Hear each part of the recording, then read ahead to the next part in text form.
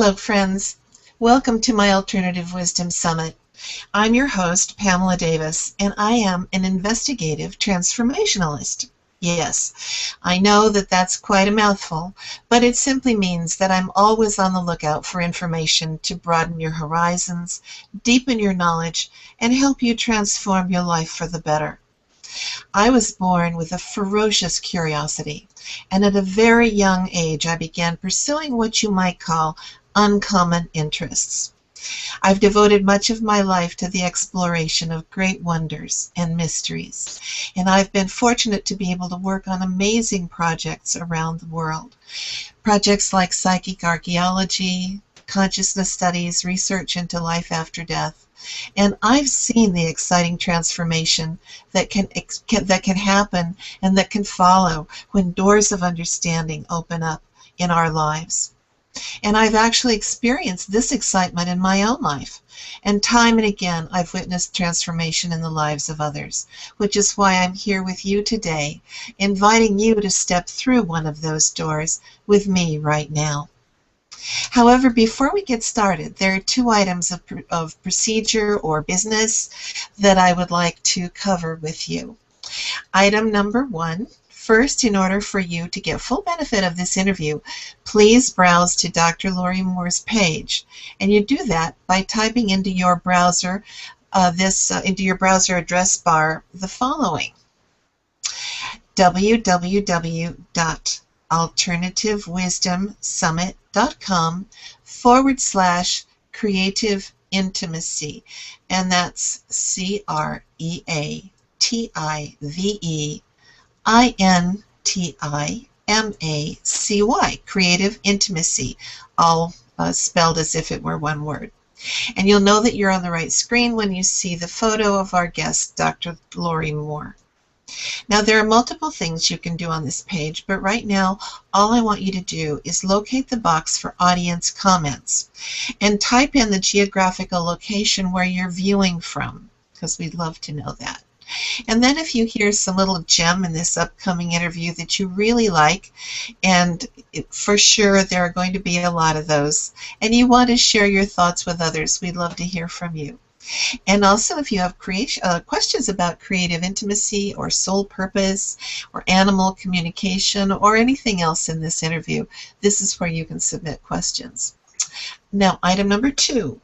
Laurie will be giving you a free gift as a thank you for being on this interview with us. And she'll tell you more about this in just a moment. But first, I'm going to tell you a little bit about her. A licensed practicing therapist with a PhD in psychology and powerful psychic abilities, Dr. Laurie Moore has answers, lots of answers, many inspired by the animals with whom she has communicated for most of her life. And this is something that makes her so unique and special and interesting. A frequent guest on national TV and radio all over the world, Laurie has been featured in major magazines and newspapers. As a keynote speaker and teacher, she has addressed hundreds of audiences in Europe and around the USA. Laurie has an extraordinary relationship with her feline guru, Justin Joy, with whom she works to apply the compassionate wisdom of animals to her flourishing human counseling practice. So let her invite you, as she says, to, quote, enter a world of unconditional love. Create wellness as your way of being. Face all challenges, all experiences, all hardships as gifts. Be the person you came to be in love. Be the dreamer and the dream, known as heaven on earth, unquote. And I've never had the privilege of giving a more beautiful introduction. So welcome, Laurie, to the Alternative Wisdom Summit. Thank you so much, Pam. I'm very honored and happy to be here this morning. Well, I'm very honored and happy to have you. Now, Laurie, first of all, can you tell us a little bit about your journey and how you were drawn into psychology and animal communication? Did your early beliefs lead you toward this path, or was it something else? It was just one step of following my heart at a time. I am looking back at my life the last few days, not by any plan, just where my heart and mind have traveled naturally, and noticing how with every phase, with every step of the way, there was something calling and something to greet me. There was something propelling my yearning into its next step and my fulfillment into its next way of service. So I love people, I love animals, and I just went where my interests took me. Well, your interests are broad, and your background too. I tell us a little bit about. Of course, I've also worked in the entertainment business and still have some projects in that area. So I'm fascinated in your theater background. Can you talk a little bit about that and how that opened into what you're doing now? Sure, I would say that has everything with what I'm doing now, because when I was in the performing arts, it became so evident to me that every moment our deepest self is in neutral space. It's in the Buddha space. It's in the unconditional love space if we listen and look very deep inside. And from that, we have a choice to express in countless ways. Everyone's given a free, abundant bank account of every quality that exists. So you can choose compassion or sorrow or laughter or fear, and any moment you can access any quality.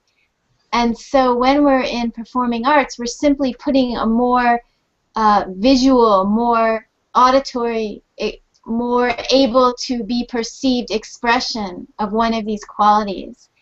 And once you have that experience, you realize in any moment you are at choice. You can bring joy in, you can bring laughter in, you can bring kindness in.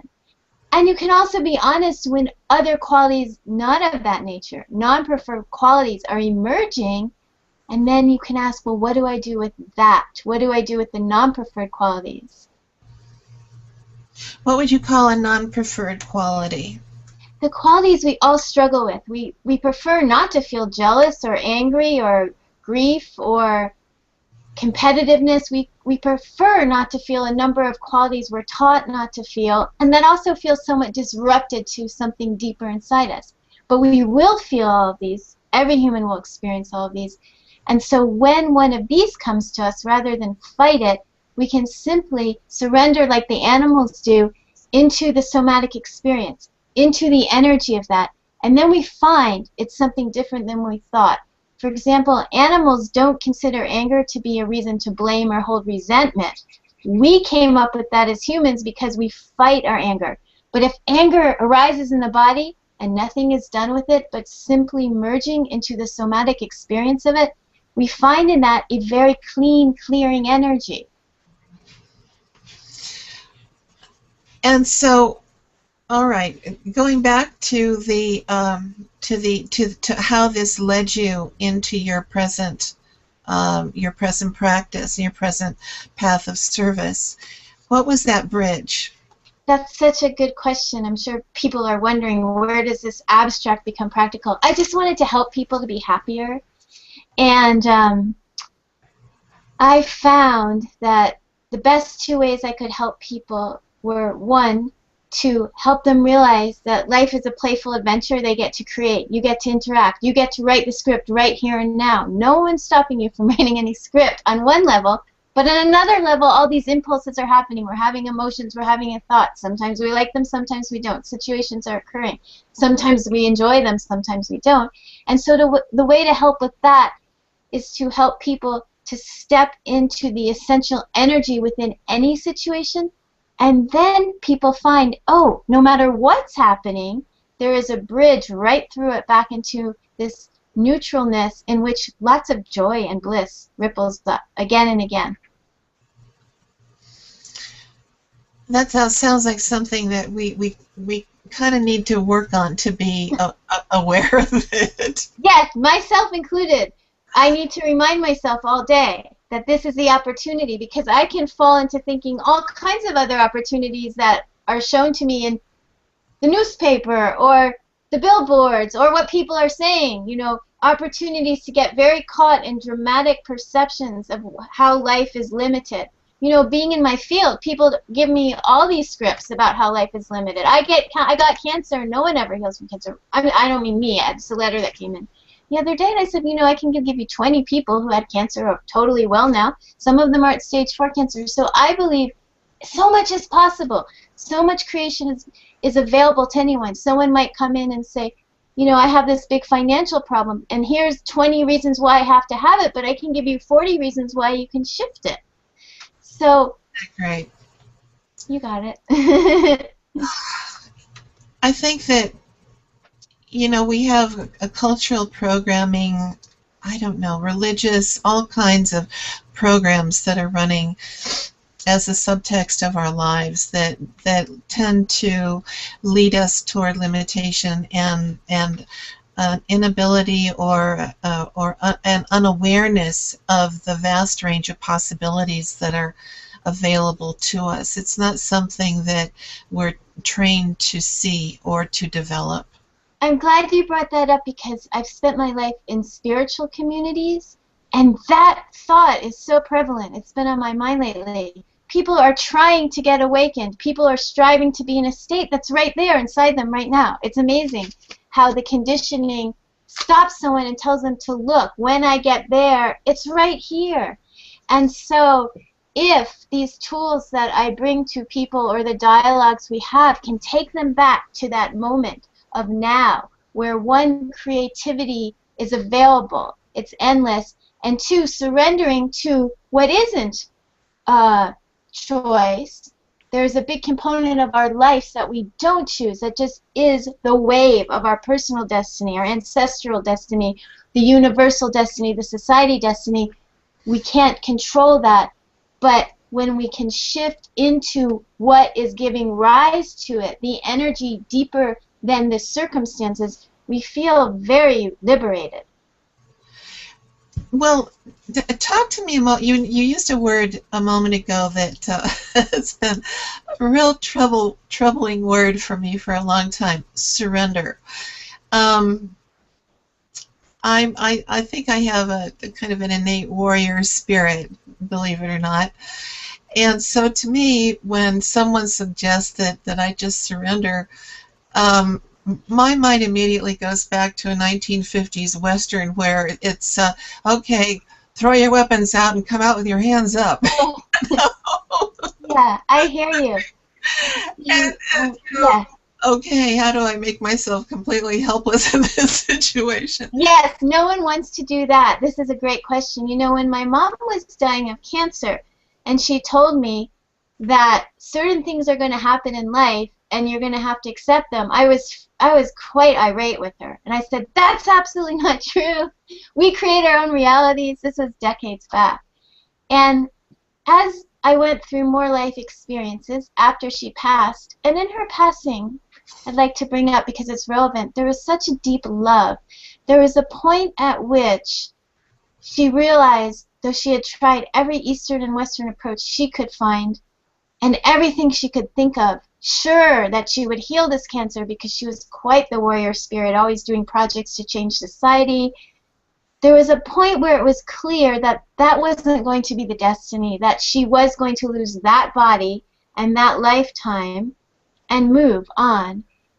And in that final surrender, there was such a deep love, such a deep strength, just as strong as the strength that she had accessed in her warrior self. And I came to realize from absorbing that and having a number of experiences in my own life in the following decades that were not what I wrote down in the affirmations or what I planned to create, that there are really two components to life. There is what we can create, what we can shift, what we can change, and there is that beyond our control that really doesn't match what we imagined of, that has to do with these waves I mentioned, societal, personal, ancestral, universal. And when there is a time that changing or shifting or planning or goal setting just becomes too quenched, too small, too trapped, or simply isn't possible, sometimes we can find ourselves wondering, is there another response? And surrender doesn't mean I'm helpless, I give up. Exactly. It more means I merge into the love of what is. Okay, this situation isn't how I would have scripted it, but I release all my ideas about it's not okay, it's not right, it's causing my misery, and I just release into what's happening. And then all of a sudden there's this great joy, this great love, there's deep peace. It's so liberating because, let me give you a smaller example of a time when I was in my office and I got sick with, I think, food poisoning, I'm not sure, but it came on very quickly. I felt extremely sick and I literally didn't know what to do. I couldn't move. It was the end of the day. There was no one else in the building, in that suite, and I was just so sick I felt like I couldn't get to a phone. I couldn't do anything because I was in wrenching pain. I didn't know what had happened. And telepathically, a friend of mine, a kitty cat named Shira, who is a great healer, contacted me, and she told me to be fully present in what I was feeling, not to fight it. She told me that my fighting it was causing me additional pain. And so I understood her instruction, and I surrendered my experience. I gave myself into what was happening instead of saying, I've got to get to the acupuncturist, I'm going to call the doctor, you know, what's the plan? I didn't feel I had the energy to do that. I just went into this pain. It was very bad pain in my belly. When I gave myself fully into this pain, it was not pain. Excuse me. I'm sorry, I have to cough. Oh, well, go ahead. Go ahead. Be a human being. Just cough.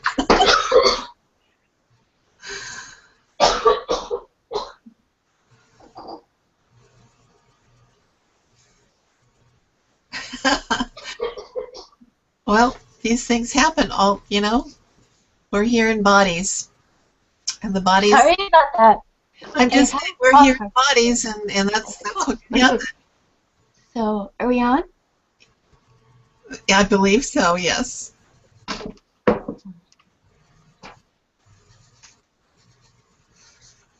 Sorry about that. Okay, are we here? Yes. Yes, we are. Okay. When I fully surrendered into the somatic experience in my body, pain was not pain. It was simply energy moving, and in my acceptance of it, the pain turned to pleasure. And don't misunderstand, I'm not advocating to impose pain on ourselves anytime, anywhere. But the experience was so profound that what I thought was pain was resistance, and it let it go. And memories, uncomfortable memories, started to pour out of me, and then I was fine. And I'm not saying this is going to cure every disease, but the experience taught me that when we just surrender into what we think is a bad experience or situation, it's actually something very different going on. You know, the animals, they're not looking to change their circumstances. They're able to just be in the present with what is. And that's the kind of surrender I'm talking about. So let's not use the word surrender. Let's use the word merging into the essential love, the essential somatic experience of what is happening. Oh, that makes it a lot more understandable and a lot easier to access and work with, definitely. Yeah. Along the same line of thinking, you've said that happiness is available to all of us when we're able to harmonize with present circumstances. Well, how does that work when we're caring for a dying parent? And as you know, as you just talked about your dear mother, and I recently lost mine as well after being much involved, deeply involved in her daily care. A dying parent, or God forbid, a dying child, or coping with a serious illness ourselves, or as so many people are trying to deal with these days, the loss of a home. Over 1 million people in the country have lost or are losing their homes. And we all know the deep meaning that home has for all of us. So in the midst of these deeply trying circumstances, where is the path to happiness through that?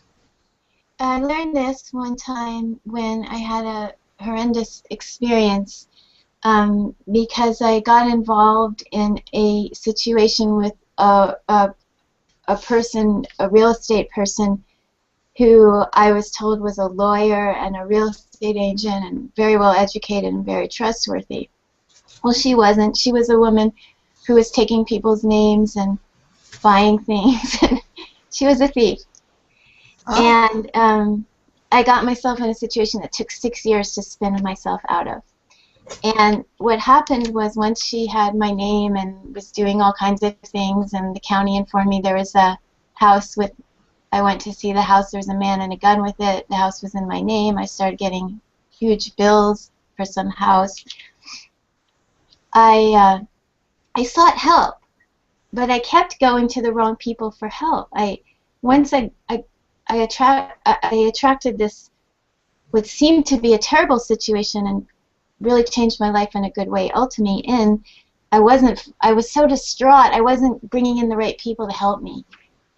And so everyone who came to help made the matter a lot worse. And finally, I just felt like I'm never going to get out of this terrible situation.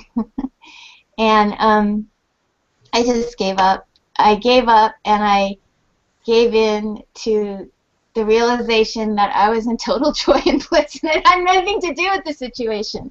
And I would remember the day I went back down to the courthouse, and I wasn't going to try to work it out anymore. I said, I'm just there in service. I'm in there in joy. I'm in there in bliss. I'm in there. And I understood my joy, my security, my bliss, my peace had absolutely nothing to do with any fleeting circumstance, no matter how big or how small. And only when I finally realized that, within about 2 weeks, a wonderful, wonderful financial person came and said, look, this is what happened. You know, it doesn't matter. This woman has 20 people lined up behind you that she's caused harm to. It has nothing to do with it. Fill out these legal forms. You're fine. And the whole thing, everything fell back into place. My work fell back into place. My finances fell back into place. From that moment, from that shifting moment where I stopped trying to change my circumstances so as to go back to security, peace, joy, and bliss, and I just realized the source of security, joy, peace, and bliss was always here. It was always here. And then the circumstances took care of themselves. I'm not saying it's a formula that every time the circumstances will take care of themselves. I'm saying when you realize the source of your contentment is contentment itself, and you have an unlimited bank account, like I mentioned, then many possibilities come in which you can creatively make your life different, and great grace comes in to help as well. that's a really powerful story. Be careful what you teach in this world, because you will be tested. And I want people to know I'm not just bopping through life, and it hasn't been all easy for me. Everything I've gone out to teach, a big giant lesson has come, like, do you really believe this? Can you really get through this one? It's okay if those stop coming. But I'll be honest. Yes, I have tested these out to the maximum, and they work. They worked for me. You have to test it with your own life. But essentially what works for everyone, if what you're here for is peace, is one, to start to realize it's right there, like the animals do. It's right inside of you. And two, when there is a non-preferred circumstance, at some point, yes, you do have to stop fighting and just melt into what is happening. Merge your love and soul into what is happening. And then life mysteriously begins to shift and change things in ways you could have not expected. So the possibility and the ability to change the situation emerges when you have aligned yourself with your own deep inner core of peace and harmony. Is that right? Yes, and some situations can't be changed. Of course, people will die. Everyone will die. Some Sure. things are unfortunate in life. Someone might have to use a wheelchair for their life, or someone might have another limitation that doesn't change. But that doesn't limit how much love, how much joy, how much service, how much abundance, how much good one can experience. Sometimes we have to let go of how we think we need to reorchestrate the circumstance and find that a circumstance in which we think there can only be painful feelings actually is offering wonderful feelings. I'm always amazed by the parents of children who who are dying, and sometimes they talk about it after the child has died, and they talk about the joy that that child brought them, and the deep understanding, and a whole huge dimension of spiritual growth that they came by through going through that experience with a child who eventually transitioned or is about to. I'm always amazed by parents who find that well of strength within themselves, you know?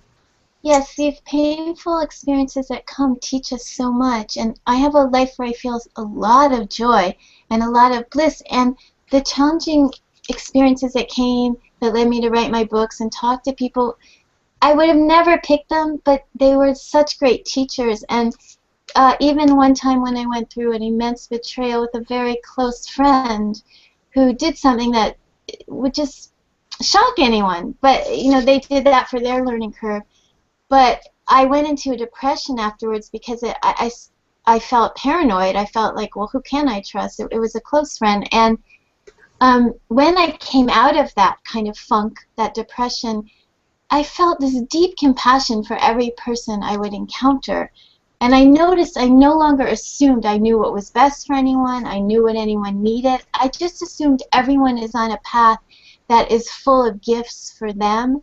And so when I looked back at the betrayal, though once again I would have not liked to be betrayed, I don't wish that upon anyone, it gave me this depth of compassion and understanding that each person's journey will be so unique that I shouldn't even guess for a moment how it's going to unfold. And that's been priceless. That being on Earth just to learn that was a gem. Well, you're so young, and you have learned such powerful lessons, and obviously continue to do so. So it's I feel, and I want our viewers to, who I'm sure are understanding that you speak with a voice of deep authority that comes from profound compassion. So Thank you. Thank you. And if all the lessons I learned for the rest of this incarnation come easily and joyfully, that's great. I accept it and invoke it in. But I do bring up these other experiences in hopes that people listening will start to understand that even in the most horrific, challenging of circumstances, like you mentioned, with parents who lose a child, I can't believe there could be anything more painful. And most of us will never endure that. So whatever painful situation you might be going into, privately or out loud, there's actually something in there that could bring just great wonder and great beauty and bounty to you. yes, I believe that too. I really do. The title of this interview, I mean, I always have to give some sort of a title to what we're doing, and it's connected to your special offer package, is Creative Intimacy. Do you find that many people have difficulty with intimacy? And if so, why? Maybe you can begin by defining what intimacy means to you. I'm speaking of intimacy as our natural heart-to-heart state with one another, whether we are in close relationship with someone or they're just someone we pass on the street. As you see with animals, to be in a natural heart-to-heart rapport is just the way that we were meant to be, and that's the kind of intimacy of which I speak. That's great. I think that intimacy culturally has somehow come to be defined, or people think of it as something that's that has a sexual component, you know, Yeah. and with only with couples and something like this. So I really like your view on intimacy a whole lot better. It really opens it up. Yes, yes. I haven't looked into the etymology of that, but I will soon, because I suspect it has something more to do with connecting points and love than we often remember in the use of it nowadays. Well, so what is the problem in our culture with intimacy? I've also traveled a great deal, and I've spent quite a lot of time in third world countries. And for the most part, people in those countries do seem to have better and more intimate relationships in their communities with their neighbors, their families, their friends, their relatives. Um, they don't seem to be quite as hung up about it as we do. What do you think? What's The problem is we're trying to be everything we're not. From the way we think, feel, look, create, produce, hold ourselves in relationship to family. We've gotten bombarded. We've bombarded ourselves with messages that we should be what we're not. We're not supposed to be anything that we are. We find people striving to be all kinds of ideas that are idealized in psychological books or spiritual paths or commercials about how one should dress. Or we're so simple, and our minds are so complex. Our hearts are so simple, and we need to love ourselves and each other, and we don't know how well. And when we start to accept what we are, we only know what we are by what's happening right now. Right now, I'm just a voice talking, and I am a body shaking. And if we could come to embrace whatever shows up instead of make it wrong, scold it, or try to hide it. If you look at the principles of making wrong, scolding, and hiding, they're very, very prevalent in all our systems, even our education system. And that's destroying our intimacy. Yes. Well, that is so true. Really, yeah, really, really true. Very, very, very important to understand this. Well, let me just, I have to take this, just hop away for a second and talk to our viewers. Now, for those of you who joined in late, I'll repeat what I said earlier. If you aren't already on Laurie's audience dashboard page, then you need to go there now. In the address box of your web browser, type in this address, www.alternativewisdomsummit.com/creative intimacy, CREATIVEINTIMACY, all one word. And you'll know that you're on the right page when you see the words Audience Dashboard and you see the photo of our guest, Dr. Laurie Moore. Friends, Laurie has a free gift, especially for you, as a thank you for joining us here today on this interview. Laurie, your free thank you gift is called Success Love Now Meditation. It's an audio, it's an MP3. Now, in a sentence or two, could you please describe for our viewers what they're getting today in your Success Love Now meditation audio thank you gift? Inspired by animals and working with animals, I've noticed 8 principles that will bring you back into a state of love, joy, and success. All you have to do is practice them over and over. This audio makes it very simple and takes you right through them. You can apply it to any situation, use it any time of the day. That's great. That's just great. And I've loved animals all of my life, so anything, any kind of little gems that come from the animal world, I think we're getting closer to being able to communicate with animals now, so anything that comes from that direction is something that we can all treasure. So friends, I'll tell you in a few moments how to get your free thank you gift, but while you're on this page, I want you to find the special offer button. It's big and it's orange, so it's easy to find. Click on the special offer button now. You'll know you're on the right page when you see the words special offer followed by the words Dr. Laurie Moore's Creative Intimacy Package. On this page, you can read all about the exclusive special offer that Laurie has put together only for you for joining us on this interview today. Laurie, your package is called Dr. Laurie Moore's Creative Intimacy Package. In 2 or 3 sentences, please tell our viewers a little bit about what's in your special offer package that you and your team have put together for our audience.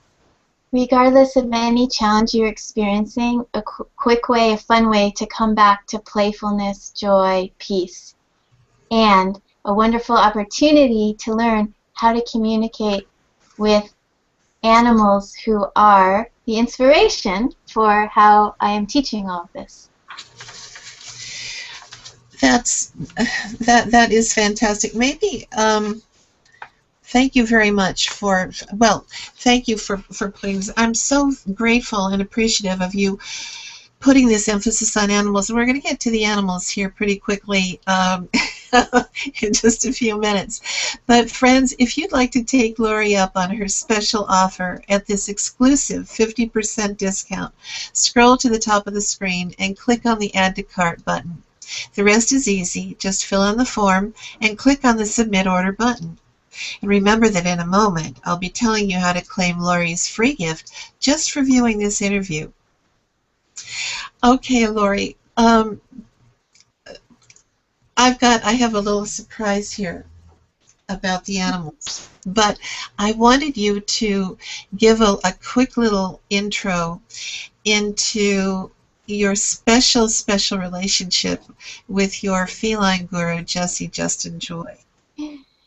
I just laugh when I say Jesse's name because he just makes me laugh with joy. He really is such a character.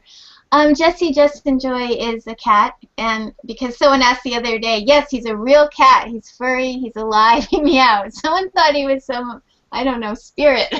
No, Jesse's here and well and alive. He is the source of so much of what I do. He taught me unconditional joy, and he reincarnated showing me it was him back in a second body doing everything necessary to make me understand that, staring into my eyes for an hour when he first came back. So I melted into this deep place of oneness, this neutral oneness I've been speaking of earlier in the interview. And I work very closely with him.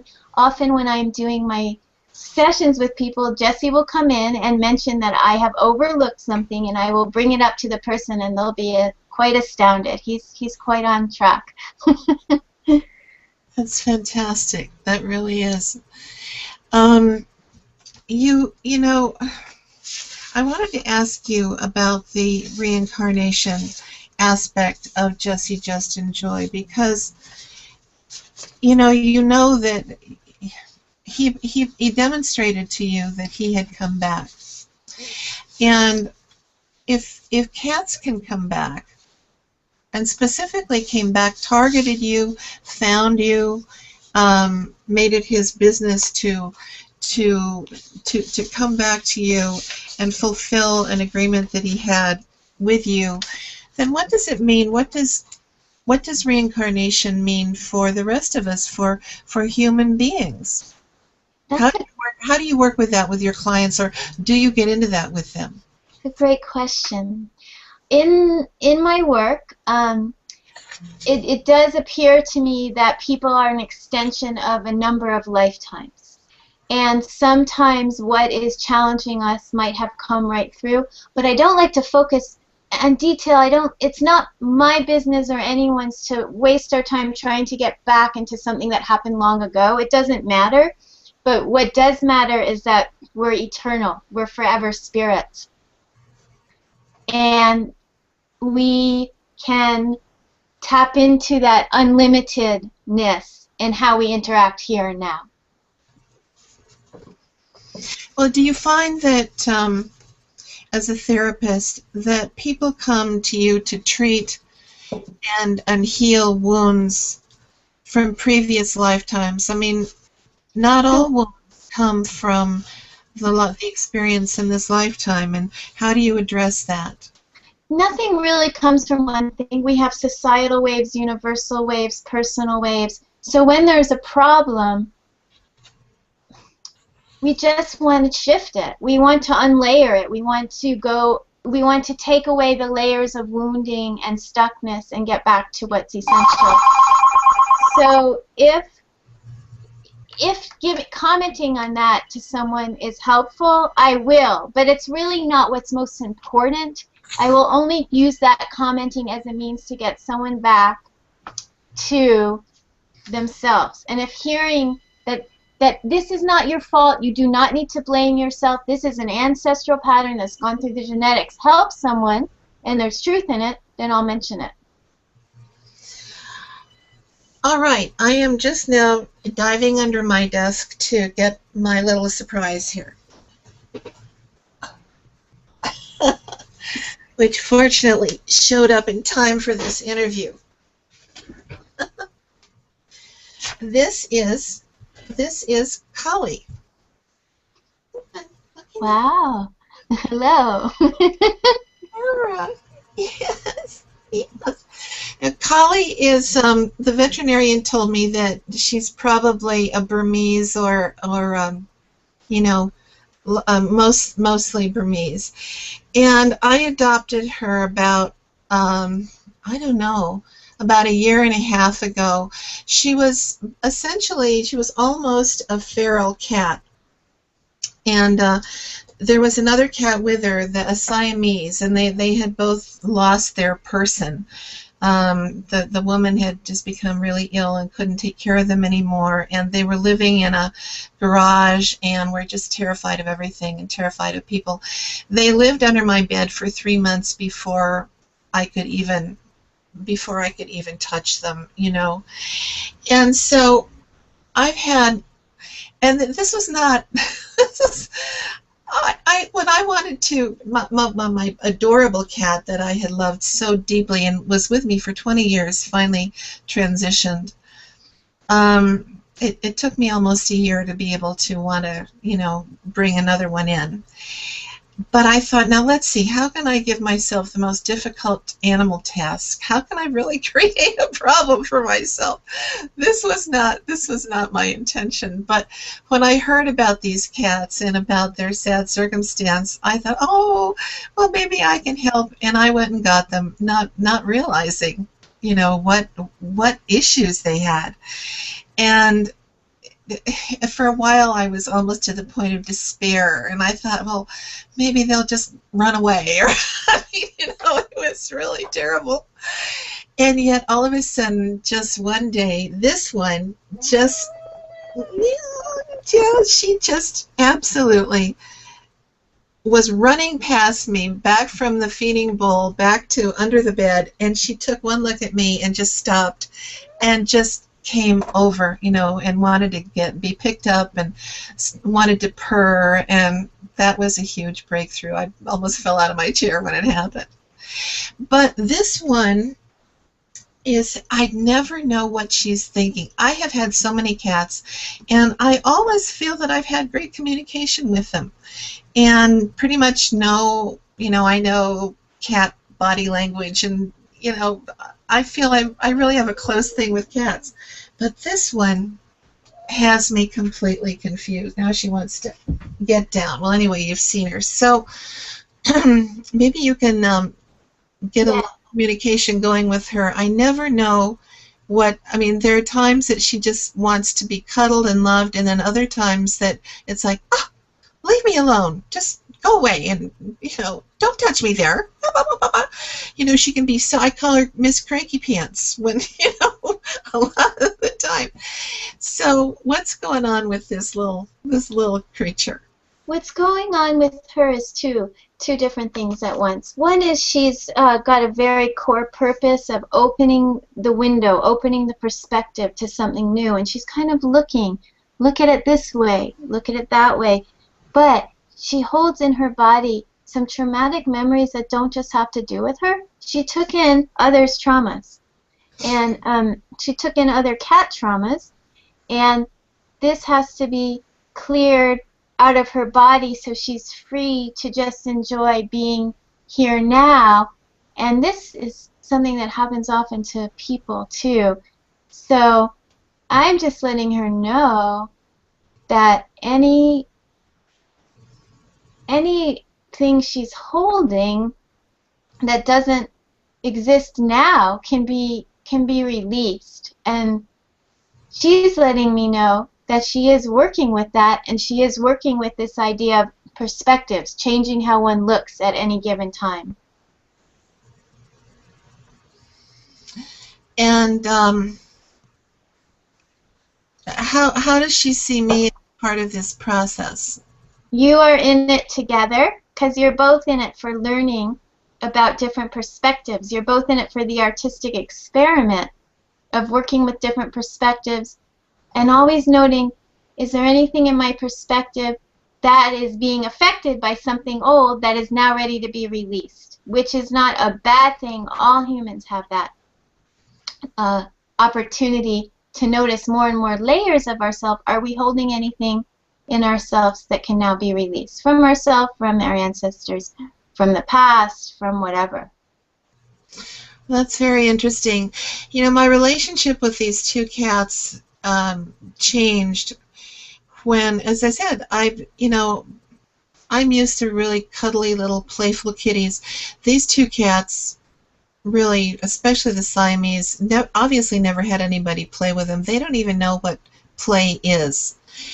And so this experience, this cat experience for me has been totally different from any that I've had since I had my first cat as a teenager. And at first I was not thrilled with it. I thought, oh, but then I thought, well, no, wait a minute. I've had this deeply satisfying relationship with cats all of my life, but I've never taken on, abused and wounded cats that really needed very special nurturing. And maybe I'm at a point now that I don't need to think about this as how much pleasure can they give me, because I've already had unlimited feline pleasure with my kitties, but what can I do for them? Maybe I can change their little karmic path and give them the healing kind of love that might make a difference to them. Yes, they just want to be embraced for who they are and what they are going through. And this perspective shifting, although it sounds subtle because it's not, you can't quite see it on the outside all the time, is playfulness to them. They just don't have playfulness in that kitten way that if you were raised without any traumas, you took them over after they went through a hard time. You lovingly took them over. They've healed so much from being with you. And that's play for them. And they just want to be embraced for exactly what they're going through and who they are, which is what you've been doing and why you've seen so much progress in them feeling safe in your wonderful world you've provided for them coming from a non-safe place. Yeah, I couldn't pick them up. And the Siamese, I only began to be able to pick her up literally a few weeks ago, where she didn't just completely freak out. So, Yeah, they're so fortunate and so happy, grateful that you have embraced them in all these ways, and you'll see more and more of them healing and coming out simply from you loving them so actively the way you have been. Actively sometimes means just giving space. yeah. Been Yeah. so good in so many ways, and it's showing. Well, thank you. I really appreciate that, because I have been wondering what is going on with this little Miss Cranky. So, um, let's see. Before I get away, all right. Well, now before we leave the topic of animals, what in your view, do animals, and perhaps more specifically our pets, teach us about life and death? Well, animals are not experiencing resentment, resistance, projections, or any problem, any dramatics about death. Life and death are very natural cycles. They accept, like the Buddha, they just accept them. And so I talk to many animals who are getting ready to pass over, as well as animals who have passed over, and they never find a problem with this. They don't say, now I'll be separated, it will be horrible. It's just part of the whole process, and they don't find separation to be part of it. They feel as close to their person or people as ever. And that's something we can learn, that acceptance, that love that is in everything, the beginning, the middle, and the end. And so the magic here seems to be that they don't sense the separation. They don't fear separation, because they seem to know that there really isn't any. Yes, and the opportunity of the human incarnation is to more and more birth ourselves back into that state where we also know and experience and feel and are certain that we're so connected to all of life, before, now, after, whatever happened, whoever we are, whatever we're not, whoever we're with, etc., that really there's nothing to fear or rearrange because the love has us always. This is just true. I think a very mundane way that I began looking at it when I was very, very young was like, and especially in our culture, people just love to get a new car every 2 or 3 years, you know. And when we get rid of the old car, we don't have this terrible crisis of, oh no, is this the end? Am I never going to drive again? Am I never going to see the street? Am I ever going to, Good point. we just get in the car, drive the car, and when the car begins to act up or whatever, we dump the car and we look for another one and we get another one. And I think that that's certainly oversimplification, but it's such a good point. We don't make a major crisis or drama about it. And there's nothing wrong with drama. I'm a very dramatic person. It's fine to celebrate the many feelings of life, but we don't add anything to it. Life is coming and going. That's what's meant. It's how it is. And there's beauty in all of it. The flower is blooming. The flower is dying. There's such grace and beauty in all of it. More flowers will come in the spring. And there's beauty there's beauty in the wilting flower. There's wisdom and love and wonderfulness in what has become ripe and what has become elder. Yeah. So true. Do you think that in our culture some of our most serious problems are related to an absence of spiritual purpose in our lives? Yes, when we can't access the deep fullness and wholeness that is here, that is us, out of which all these wonderful, mysterious, amazing opportunities, creations, sensations, silence is born. We're busy trying to fill ourselves somehow. Maybe if I accomplish this or own that or have this relationship happening, then I'll be full. But fullness is of itself. It's already here. In this fullness, we can create a relationship in which we're sharing goodness. We can know that all is well.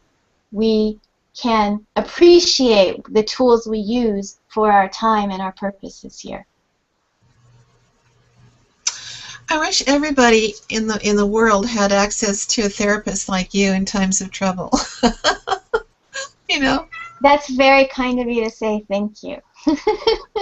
All right, let me take a moment to remind our audience members, to remind you friends, that by now you should have been to the special offer page.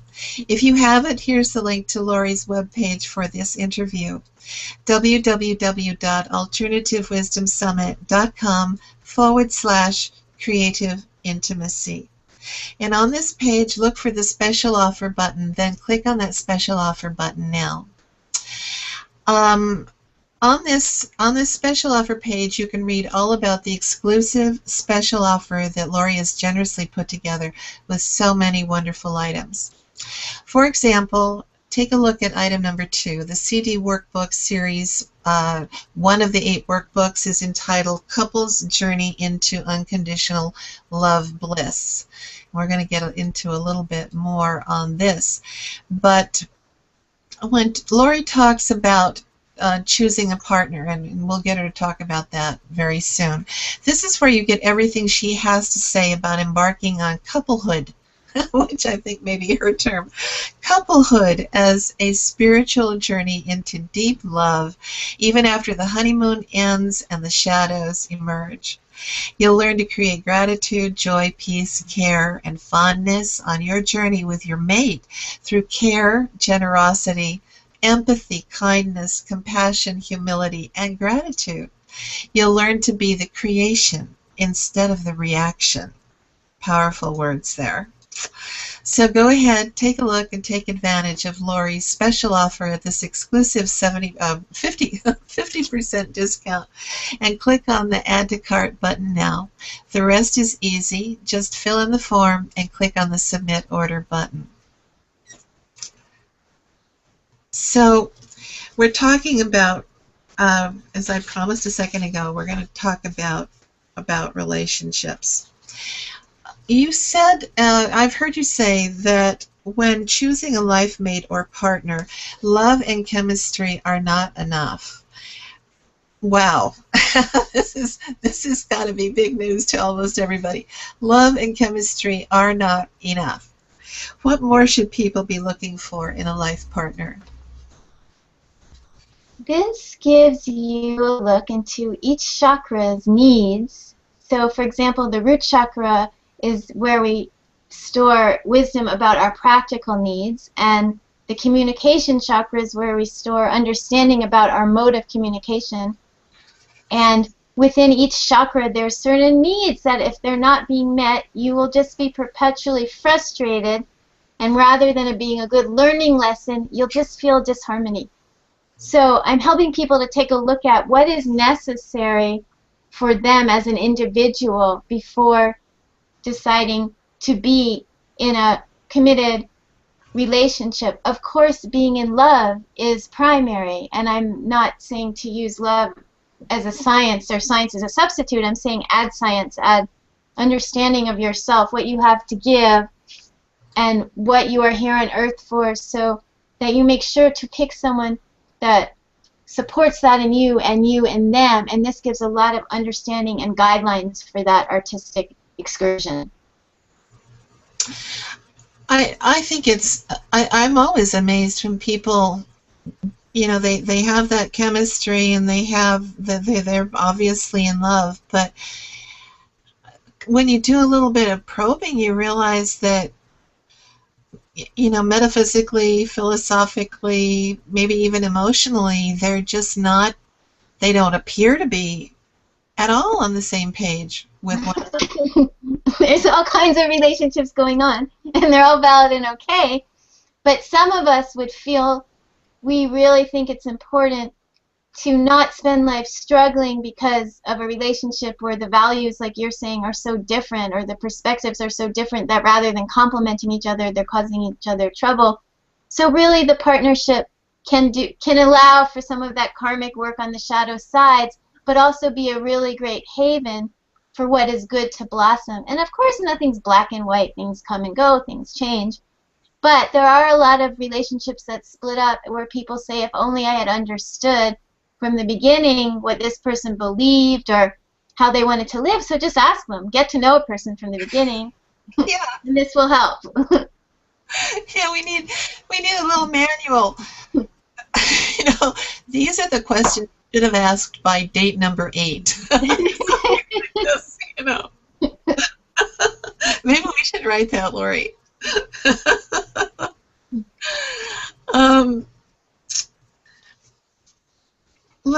Let's changing gear here. I have to ask this question because I've been curious about it for a long time.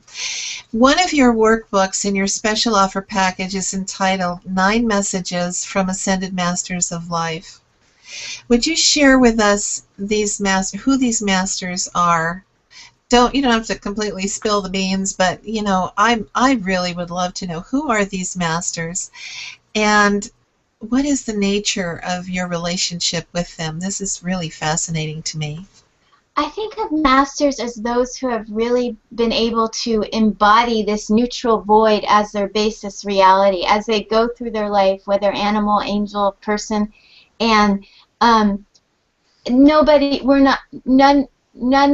beings are perfect in the way the human constructs that. Everybody is not that. Everybody's perfect in their imperfection, and so those who can really go back to this neutral void as their basis so as to love others and help others from this place are who I consider the masters. So I spoke to some animal masters and beings that I very much respect to inspire others in this workbook. Well, are they on this side or on the other side or both? Both. Okay, great. Oh, well, that sounds just intriguing. That's going to be a real treasure right there. Um, going back to the animals again and your animal masters that you just mentioned, are you finding in this terribly chaotic time of transformational change that the animals have a special message for us? Yes. At this time, the message is start to trust yourself, because trusting the guru, the authority, the philosophy, the religion is fine, but you've got to interpret it through your own ways and find what really rings true in your experience. Well, in an era when more and more people are so confused by these fundamentalist movements, and movements that are really exclusionary in nature, trying to emphasize so strongly the differences among us, the fact that only one group sees themselves as acceptable and beloved of God, and everybody else has, is heading for some version of damnation. Um, you know, um, any messages that we can absorb from any level of wisdom regarding the unity of all life is absolutely essential, I think, right now. Wouldn't you say? Yes, as far as I understand through my heart, Buddha, Christ, Mary, Kuan Yin, Krishna, Mohammed, I could go on and on and on and on. The message was love. And what became so interesting to people about these kind of people was that they were living love. And so how these other complicated, extreme, distracting diversions of who's bad and who's good and who's going to win and who's going to lose and who's going to hell, it's it's funny. Heaven and hell are here. They're right now, and we need help. We need help back to the moment-to-moment love, the moment-to-moment acceptance, the moment-to-moment when it isn't love and acceptance. How do I embrace what is here so that takes me back? We need that reminder and calling back. Obviously, anybody who's berating others because they're not of the same exact sect, creed, belief is a very tormented, upset person feeling so unsafe that they have to make safety by some rule box that God will love me and not you. It's just that needs some compassion. To me, it's comical, but it's not comical when you're in a country or you're in a place where it's leading to death and violence. It's terrible. It's tragic. And yes, we need to call ourselves home to the love. Isn't that the truth? Yeah, thank you for that. Okay, this is a really general question, but I'm just going to throw it out there. Anyway, if I came to you as a therapist and I asked you, Dr. Laurie, what can I do to become the best version of myself? What would you say to me or someone like me with a question like that? That's a wonderful question. I would say start by trusting your own inclinations. Start by not that your inclinations reveal the ultimate truth as if there is some objective truth, but your inclinations prompt you as to where you are to move your consciousness and behaviors into in this moment, and to listen to your heart and go with that, and start to bring your heart into whatever is showing up inside you as a means to begin to develop a tender kindness towards the self that wishes to inform you and bring you forward. So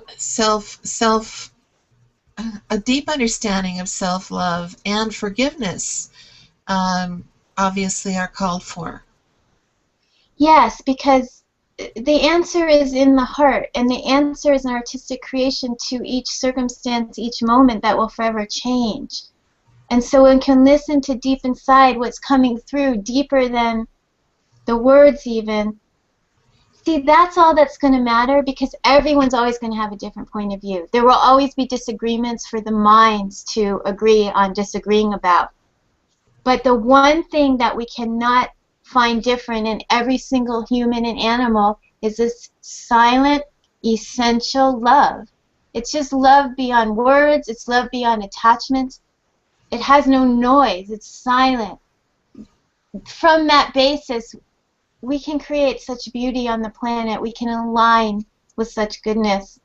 And we can bear what is not that goodness, as it too passes through to compost. Yes. Oh, that's so beautiful. What a wonderful thought. Your insights are they're just precious. They're just treasures. But I just looked at my timer, Laurie, and I would just love to sit here all day and chat with you. There's just no end to questions that I actually have so many more that I never got to, but we're out of time, and I still have so many things that are unresolved in my mind, but time marches on, and I have to give some important information to our audience. All right, this is how you get your free thank you gift. You need to be on the audience dashboard webpage, and in case you haven't seen this page yet, it's located at www.alternativewisdomsummit.com/creative intimacy. And to get to the thank you gift, click on the special offer button on the special offer page, and then scroll down and look for the box with the red dotted lines. And it has the heading, Dr. Laurie Moore's Thank You Gift. Fill in your name, email address, and click the send button, and within moments will automatically send you your link to Laurie's Thank You Gift. And for you that joined this interview late and missed some of what we spoke about, don't worry. We'll be posting the replay in a few minutes, and we'll leave it up for 48 hours. If you want to share this free 48-hour replay with a friend, please send them to www.alternativewisdomsummit.com. Also, if you haven't already done so, now is the time to take advantage of Laurie's special offer, because this is something you really do need to enrich your life in so many ways, especially that animal communication session, which you can see they're just wonderful. Take advantage of this exclusive 50% discount. Click on the Add to Cart button now. The rest is easy. Just fill in the form and click on the Submit Order button. Friends, thank you for joining me on this interview. And Laurie, thank you so much for sharing your profound and inspiring insights with us today. Thank you, Pamela. Your questions give me such a wonderful opportunity to go into these expanded places. I just love talking to you. Thank you so much. Well, thank you. Thanks very much. My pleasure. All right, friends, that's all for now. This is the Alternative Wisdom Summit, and I'm Pamela Davis, sending you blessings and best wishes. Bye-bye.